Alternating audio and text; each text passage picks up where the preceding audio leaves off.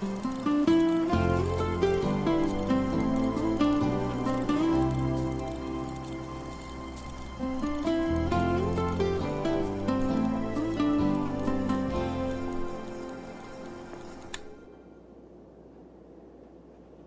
Batman character is back on the big screen once again, but this time he's a Lego minifigure. Here's a quick look at the Lego Batman movie. You want to play games, do you, Batman?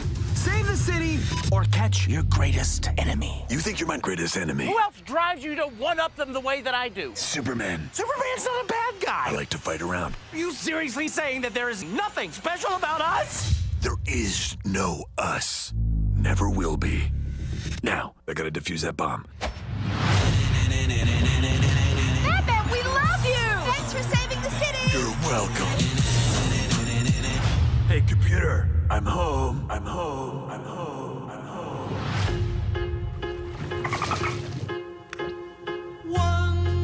Master Bruce, you need to take responsibility for your life, and it starts by raising the young orphan you adopted. It's the Batcave! Do I get a costume? Fine. I love it! I got an idea.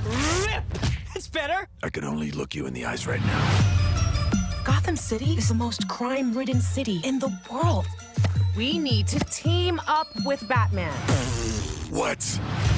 I'm back! Introducing the worst villains in the history of the universe. The Riddler! Catwoman! Mew mew! Penguin! Gentleman Ghost! Calendar Man! And the Condiment King! Are you making some of those up? Nope, they're all real. You guys ready to save Gotham City?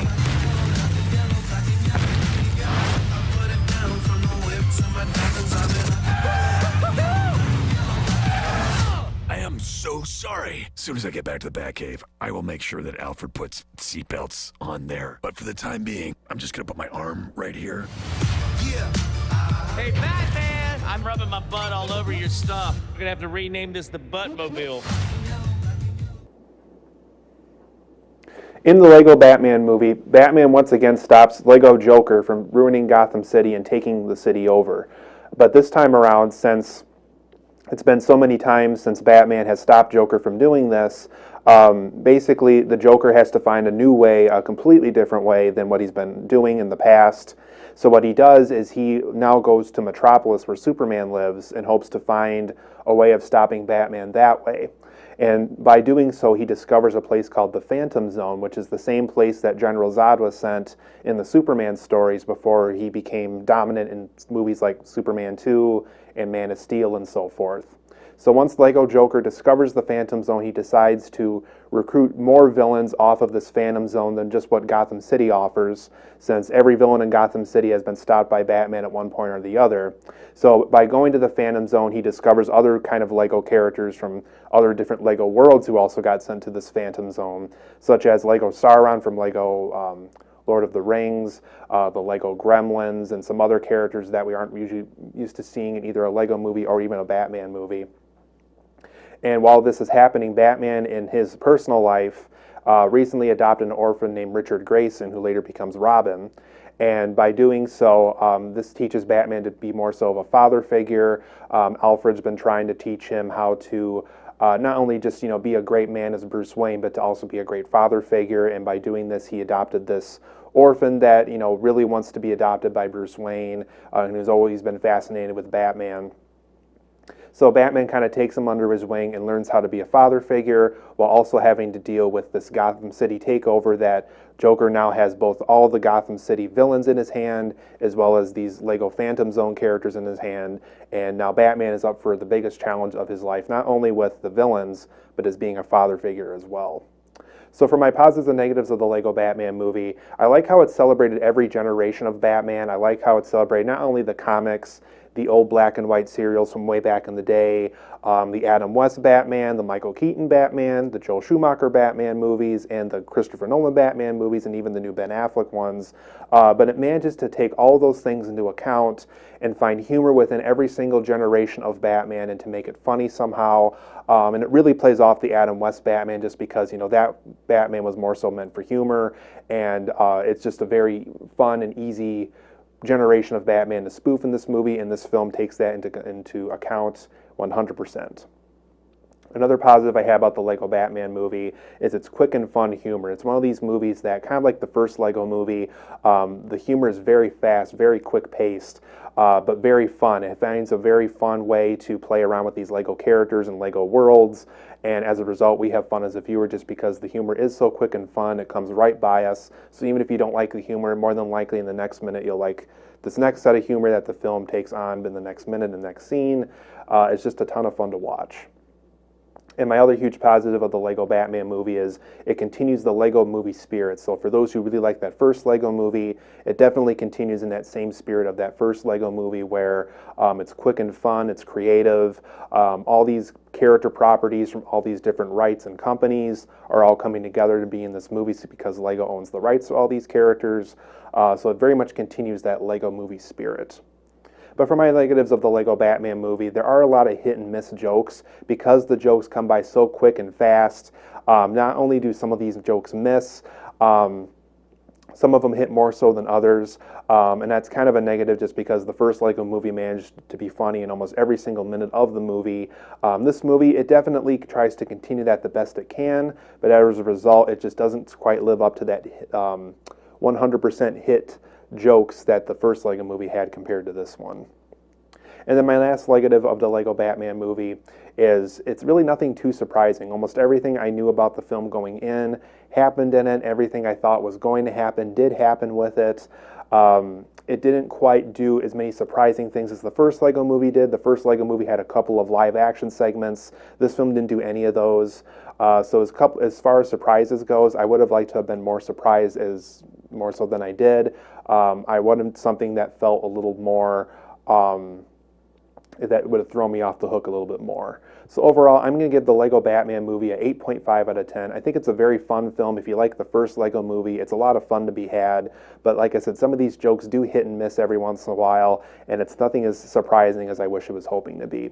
Now on to my top 3 best of 2016. We're going to start with my top 3, my number 3 pick, which is Doctor Strange. On November 4th, I'm ready. He's the hero our universe needs. Mr. Doctor. Mr. Doctor. It's strange. The powers. Yep. The gear. The cape. The cloak of levitation. It likes you. Stop. Doctor Strange, rated PG-13. Doctor Strange is my number 3 pick of best of 2016. When I first saw the movie, I loved how original and refreshing it was. I liked how, for a Marvel movie, it really did try to take on something different and tell it in a different way that we're not used to seeing a Marvel film be told. I liked how the film was more so about sorcerers than it was about superheroes, and I think that's really refreshing for a Marvel movie. And as a result, it's willing to focus more so on the magic and these new worlds that we're introduced to, as well as focusing on, the universe itself and focusing on, why the universe is the way it is. What is time? What is the space-time continuum? What is dimension? What is a universe? What is a world? What is, it basically answers all those questions throughout the course of this movie, and it does so in a very original and a refreshing way that I haven't seen done in a Marvel film yet. I also liked how philosophical this movie was. I liked how it really much was about not only helping this Doctor Strange character get through a rough time in his life, but it also helps us as people really try to find the middle ground of how to succeed within our own lives. What is too much? What is too little? What is right in between? We're right where it should be. Not only is this relevant to a sorcerer, I think it's relevant to human beings, which I think is really great about this movie. I also like this film's messages about healing, how sometimes when you go through something that requires you to heal for a long period of time, sometimes it's also a mental thing. Sometimes you just need a mental break. You just need to kind of get away from people for a while. You have to really go back to what made you so successful to begin with to be able to continue forward with what will make you successful again. So I liked how this film not only was about healing, about getting back on track with your life, I liked how it really was about finding middle ground with everything, kind of like how Confucius taught us centuries ago with how people should move forward with their lives. So I liked all this film's messages about healing. It just really was very refreshing to me to see in a Marvel movie. I gave Doctor Strange a 9 out of 10 upon first seeing it. For my next film, which is my number 2 pick, best of 2016, it's Zootopia. Here's a quick look at Zootopia. Welcome to Zootopia. I think this is our stop.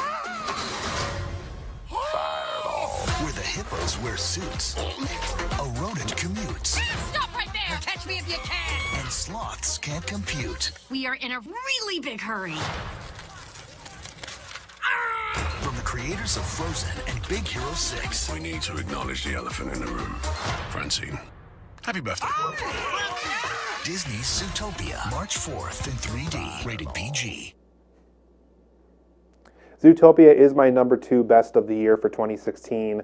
I loved how great the character development was in this movie. I really liked how these characters like Judy Hopps, like Nick Wilde, like, Judy Hopps' boss and the sloth from the DMV and so forth. I liked how these characters were developed so incredibly well. I like how a lot of them have background stories that are very interesting. I like how these characters aren't completely good, they're not completely bad. I like how there is a reasoning behind the goods and the bads behind their life. I really felt intrigued and invested the entire runtime as far as learning about these characters, learning how the world of Zootopia works, learning how animals kind of came to peace with each other, and that's how Zootopia ultimately became to be. It just is a very great example of how to handle characters in a film. I like how this film really much is about putting the characters first and putting the story second. I like how the film really emphasized how important characters are in a movie, and as a result, once the characters are very interesting, you're going to have a very good storyline as a result. Another huge positive I had with Zootopia was I liked all its messages about not to stereotype anybody. Even though the film does focus on animals, I like how the film is very much relevant about people as well, how sometimes we really shouldn't stereotype somebody. We really should, if they really want to be a really good police officer, let them do it, give them the opportunity to, redeem themselves and show that they can do a really good job at what they want to pursue. With the Nick Wilde character, I like how at first he kind of seems like a criminal, but there's definitely a story behind that, how he has a skill set, he has something he can provide back to the world. Even though we might not see it right away, it might take the right convincing and pushing to be able to use that skill set in the right way. So I like how this film very much was about not to stereotype anybody, because we all are all great in our own right, and therefore Zootopia was my number 2 pick just because of how refreshing it felt in that way. I gave it a 9 out of 10 upon seeing this movie. For my number 1 pick of the year, it's my favorite film of 2016. It's La La Land. Here's a quick look at that movie. You said it. You change your dreams and then you grow up. This is the dream. It's very exciting.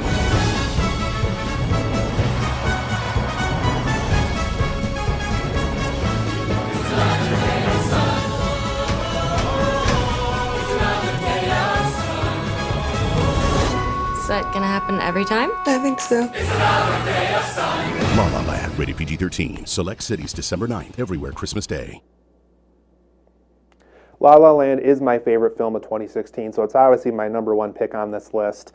La La Land was just so refreshing and so different compared to everything else I've seen in 2016. I like how it very much resurrects and pursues what the Hollywood Golden Age was all about, how sometimes, breaking into a musical number, singing to something that you really enjoy, being able to speak your voice on something that you normally don't get to have a voice on.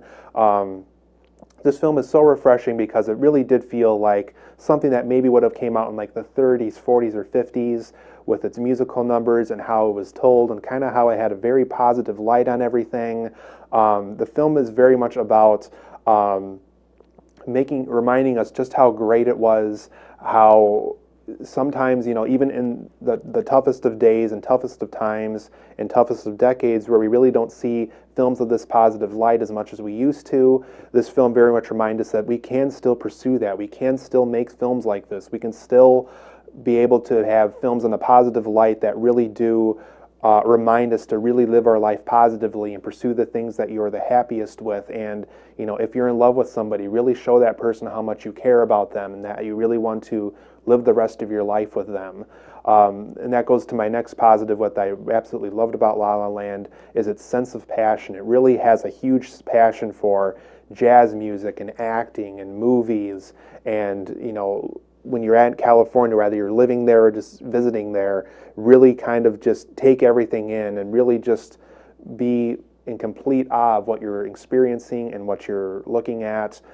This film's sense of passion is just so wonderful. It really does show us how jazz music should be kept alive, because it's ultimately about the future. It's ultimately about this genre that we're always going to go back to find new ways of pursuing music and new ways of finding different genres of music and new ways of telling messages within music. It really has a great sense of passion and why it's important to keep both music alive, jazz music alive, and passion alive. It really is a very strong film that really does do well at the Oscars this year. If it does win a ton of awards, it really does deserve it.